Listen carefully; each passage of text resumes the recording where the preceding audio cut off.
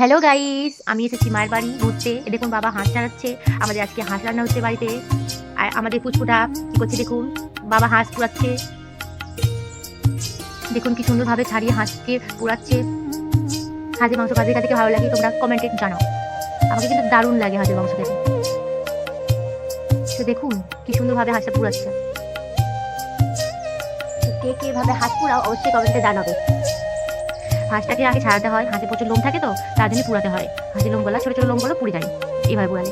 দেখুন মা পেঁয়াজ কাটছে হাঁসের মাংস তৈরি করার জন্য। পেঁয়াজ আর আলু আর মা খুব সুন্দরভাবে পেঁয়াজ কাটছে। এবার আমার সোনা মা দেখো দেখছে, আমার বোন রসুন ছাড়াচ্ছে।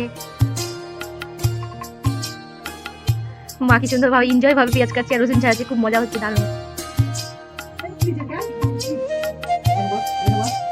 বাবার হাঁস পুরানো কমপ্লিট। সেখানে দেখুন আমার বর আমার সোনা মাকে নিয়ে খেলা করছে।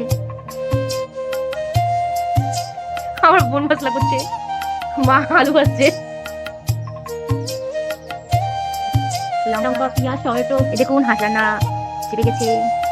এদিকে ভাত হচ্ছে আর এদিকে হাঁসের মাংস করছে লাল লাল ঝাল ঝাল। কি মজা!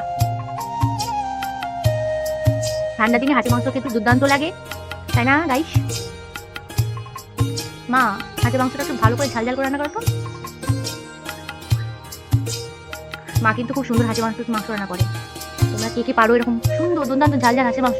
প্লিজ প্লিজ প্লিজ একটু কমেন্ট করে জানাও তো।